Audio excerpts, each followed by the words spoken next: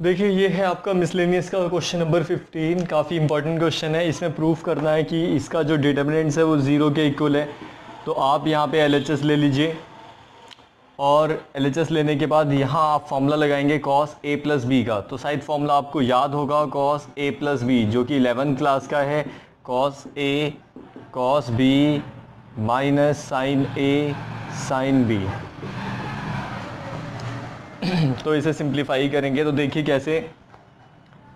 यहाँ पे sine alpha sine beta sine gamma, cos alpha cos beta cos gamma. यहाँ पे ज़रा आप फॉर्मूला अप्लाई करेंगे तो ये है कॉस अल्फ़ा प्लस डेल्टा। तो फॉर्मूला लगा दीजिए कॉस a प्लस बी वाला। तो कॉस a कॉस बी मतलब cos alpha cos delta plus minus sine alpha into sine delta. तो ये फॉर्मूला आपको सभी में अप्लाई करना है। ऐसे ही यहाँ भी ये बीटा प्लस गामा है, बीटा प्लस डेल्टा होगा यहाँ पे। तो cos beta cos delta minus sign beta sine delta. यहाँ भी फॉर्मूला अप्लाई कर लीजिए। तो cos gamma cos delta minus sign gamma sine delta. इतना लिखने के बाद ज़रा यहाँ पे सेपरेशन प्रॉपर्टी लगाएंगे। तो देखिए ये हो जाएगा आपका sine alpha sine beta sine gamma cos alpha cos beta cos gamma cos alpha cos delta. तो यहाँ सेपरेशन प्रॉपर्टी लगा रहे हैं। पहले एक इससे डिटर्मिनेंट्स बना लीजिए और दूसरा जो आपके माइनस वाले जो एलिमेंट है उनसे एक आप डिटर्मिनेंट्स बना लेंगे। तो cos beta cos delta cos gamma cos delta minus, फिर ऐसे यहाँ भी लिखना है sine alpha sine beta cos gamma, और फिर इसके बाद sine alpha sine delta sign beta sine delta और साइन गामा साइन डेल्टा। तो देखिए बच्चों ये आपने सेपरेशन प्रॉपर्टी लगाई। एक बार आपने इससे एक मैट्रिक्स प्रिपेयर किया और एक आपने इससे मैट्रिक्स प्रिपेयर किया।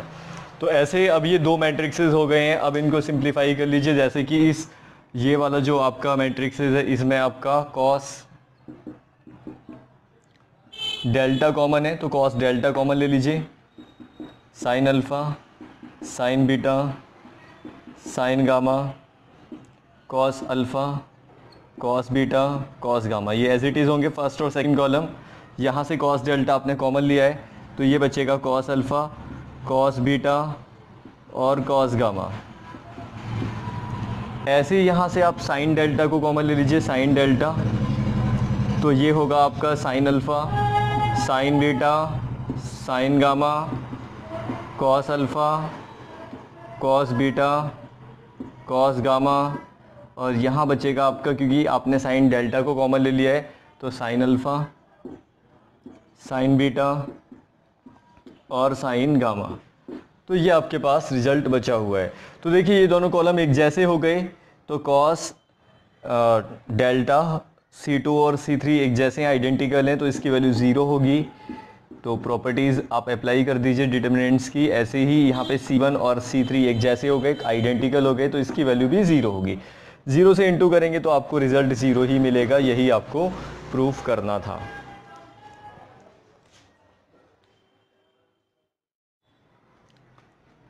तो देखिए आप इसे कैसे सिंप्लीफाई करेंगे। ये क्वेश्चन नंबर 16 है। तो सबसे पहले आप इसे इस फॉर्म में लिखें। It can be written as ax is equal to B. तो ऐसे ही क्वेश्चन आपने 4.6 एक्सरसाइज में किए हैं, काफ़ी इंपॉर्टेंट क्वेश्चन है। तो इसमें आप लिखेंगे 2 3 10, फिर इसके बाद 4 -6 5 6, 9 और 20। फिर इसके बाद 1/x अननोन जो वेरिएबल हैं, इस बार 1/x, 1/y, 1/z हैं आपके, क्योंकि यहाँ रेसिप्रोकल वैल्यूज़ दे रखी हैं, इक्वल टू 4, 1 और 2। तो अब आप इन्हें सिंप्लीफाई करेंगे जैसे कि आपने 4.6 एक्सरसाइज में किया था, और फाइनली जो इसका आंसर आएगा, सपोज डैट इसका आंसर अगर 1/x इज इक्वल टू, क्योंकि जब आप इसे इधर ले जाएंगे तो इन्वर्स निकालना होगा, एडजॉइंट ए निकाल के आप इन्वर्स निकालेंगे, तभी आप इसको सॉल्व कर पाएंगे जैसे कि 4.6 में आपने किया था।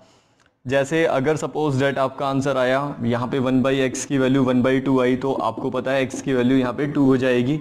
ऐसे ही आपकी 1/y की जो वैल्यू आएगी तो आप उसे रेसिप्रोकल कर देंगे। जिससे क्वेश्चन जो कि ऑब्जेक्टिव है, 4 ऑप्शन दे रखे हैं, तो देखते हैं कौन सा ऑप्शन करेक्ट होगा। तो सिंप्लीफाई करेंगे, यहाँ पे दे रखा है ABC AP में है, तो अगर ABC AP में है सॉल्यूशन, तो आपको AP की कंडीशन गिवन है कि 2b equal to a + c। अगर ये ABC यहाँ पे ABC जो है AP में है, तो इसका मतलब AP की जो कंडीशन है वो है a + c equal to 2b। तो अब ज़रा इसे हम सिंप्लीफाई करते हैं, और जहाँ हमें a + c दिखाई देगा वहाँ हम 2b अप्लाई कर सकते हैं। तो इसमें हम एक ऑपरेशन लगाएंगे, तो ये ऑपरेशन है हमारे पास R1 टेंस टू, ये ऑपरेशन होगा R1 tense to R1 + R3। R1 और R3 को आप ऐड करेंगे और इसमें 2 से मल्टीप्लाई करके R2 को माइनस करेंगे, R2 को आप माइनस करेंगे। तो देखते हैं कुछ रिजल्ट इस टाइप का बनेगा, क्योंकि आपने R2 R3 में कोई ऑपरेशन नहीं किया, तो उनको एज इट इज़ रहने दें। x + 3, x + 4, x + 2b, और आपने ऑपरेशन किया है यहाँ पे, ऐसे ही R3 में भी कोई ऑपरेशन नहीं किया, तो उसे भी एज इट इज़ रहने दें।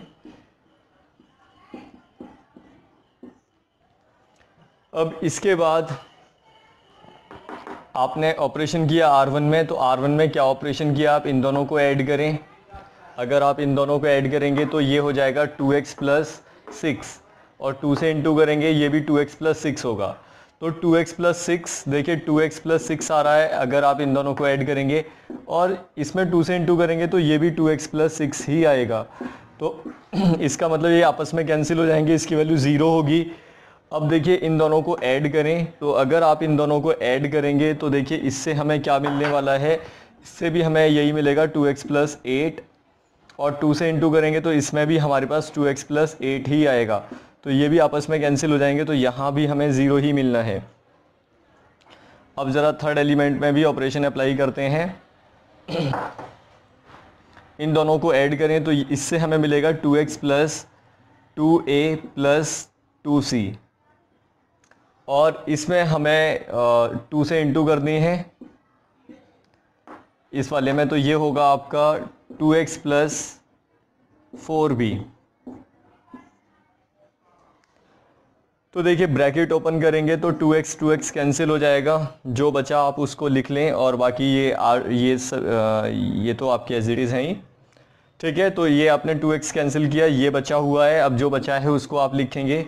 तो इसका मतलब ये है 0 0, और इन दोनों से 2 को कॉमन ले लें आप। 2 को अगर कॉमन लेंगे तो ये बचेगा a + c, और यहाँ बचेगा -4b, ठीक है। और ये जो है आपका एज इट इज़ होगा x + 3, x + 4, x + 2b, ऐसे फिर ये भी x + 4, x + 5, x + 2c। तो इसे ज़रा नोट डाउन कीजिए।